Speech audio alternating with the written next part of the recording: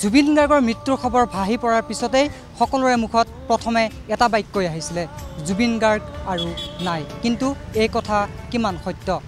ক'বলৈ গ'লে এই কথাটো যেন সম্পূৰ্ণভাৱে অসত্য জুবিন আছে আৰু তাৰেই প্ৰমাণ হৈছে এয়া গুৱাহাটী মহানগৰীৰ ষ্ট্ৰীট লাইটৰ তলত এয়া জুবিন গাৰ্গ হয়তো জুবিন গাৰ্গে এই ষ্ট্ৰীট লাইটৰ তলৰ ইয়াতেই হয়তো বহিব তেওঁৰ আত্মা আহিব আৰু ষ্ট্ৰীট লাইটৰ জৰিয়তেই এই সমগ্ৰ অঞ্চল পোহৰাই তুলিব আৰু সমগ্ৰ অসমত যি পোহৰ বিলোৱাৰ তেওঁৰ সপোন আছিল সেই সপোন অনন্তকাললৈ প্ৰবাহিত হৈ থাকিব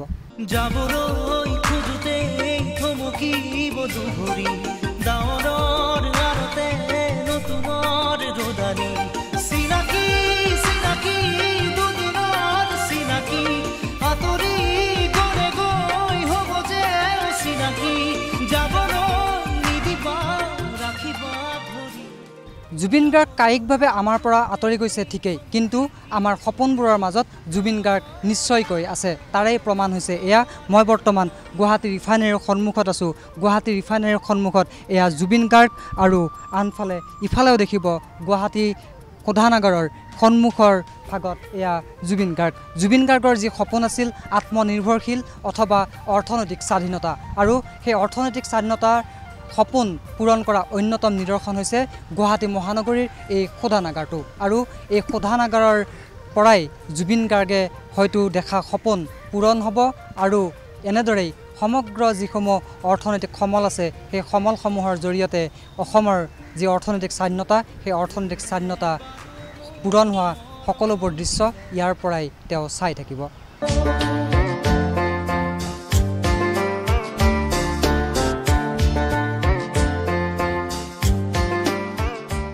জুবিন গাৰ্গ পঞ্চভূতত বিলীন হৈছে কিন্তু তেওঁ নোহোৱা হৈ নাযায় তেওঁ আমাৰ মাজতেই থাকিব তেওঁ তিনিআলি চাৰিআলিবোৰত থাকিব তেওঁ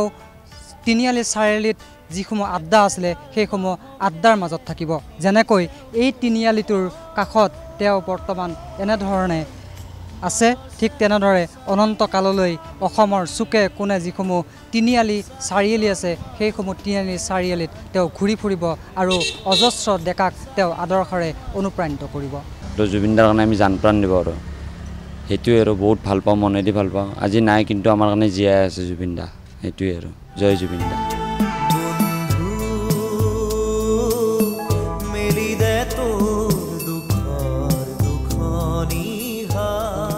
জীৱিত কালত জুবিন গাৰ্গ যেনেকৈ সকলোৰে লগত আছিলে সকলো স্থানত আছিল ঠিক তেনেদৰে মৃত্যুৰ পিছতো তেওঁ সকলো স্থানতে থাকিব তাৰ অন্যতম উদাহৰণ হৈছে এইখন পাণ দোকান এইখন জিৰণি কোঠা আৰু তাত থকা জুবিন গাৰ্গৰ এই শ্ৰদ্ধাঞ্জলি অনুষ্ঠানৰ ফটোখন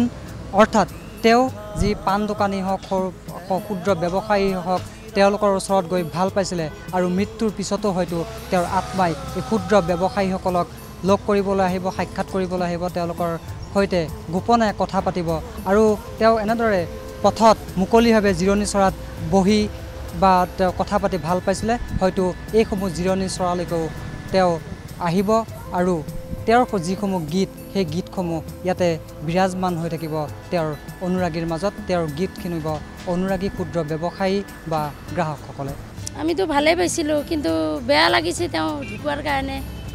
আৰু ইমান দূৰ হ'ব নালাগিছিলে আমাৰ আশা আছিলে যে ভৱিষ্যতক গেলি তেওঁৰ অনুসৰে আমাৰ ল'ৰা ছোৱালীবিলাকো ভাল হ'লে হয়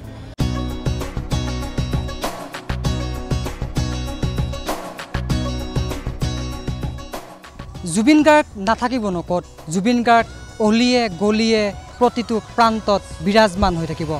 যেনেকৈ গুৱাহাটীৰ লগতে সমগ্ৰ অসমৰ এই যিসমূহ বাইলেন আছে যিসমূহ উপপথ আছে সেই উপপথসমূহত এনেদৰে জিলিকি আছে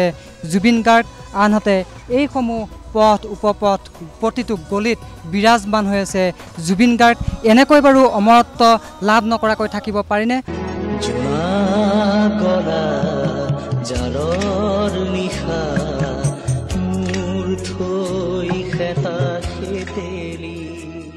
জুবিন গাৰ্গ ঈশ্বৰৰ ওচৰত গুচি গ'ল নেদেখাজনৰ ওচৰত গুচি গ'ল কিন্তু পৃথিৱীত যিসমূহ ঈশ্বৰৰ উপাসনাস্থলী আছে সেই উপাসনাস্থলীসমূহতো বিৰাজমান হৈ থাকিব জুবিন গাৰ্গ যেনেদৰে বৰ্তমান গুৱাহাটীকে ধৰি অসমৰ প্ৰান্তে যিসমূহ উপাসনাস্থলী আছে সেই উপাসনাস্থলীসমূহত এনেদৰে স্মৰণ কৰা হৈছে জুবিন গাৰ্গক। আৰু মই বৰ্তমান উপস্থিত থকা এই নামঘৰটোৰ দৃশ্যবোৰ দেখুৱাইছোঁ। সেই নামঘৰটোত বিৰাজমান হৈ আছে জুবিন গাৰ্গ আৰু জুবিন গাৰ্গৰ স্মৃতি। আৰু নামঘৰৰ উপাসনাস্থলীৰ সন্মুখতেই বাজি আছে জুবিন গাৰ্গৰ সৃষ্টি। আৰু সেই সৃষ্টিয়ে জুবিন গাৰ্গক অমৰ কৰি ৰাখিব। জুবিন দা যদিও আজি শাৰীৰিকভাৱে আমাৰ মাজৰ পৰা গৈছে, আমাৰ প্ৰতিজন ব্যক্তিৰ প্ৰতি ঘৰ মানুহৰ লগত মন্দিৰ মছজিদ আদি কৰি প্ৰতিজন ঠাইত তেওঁ আমাৰ কাৰণে জীৱিত হৈ আছে।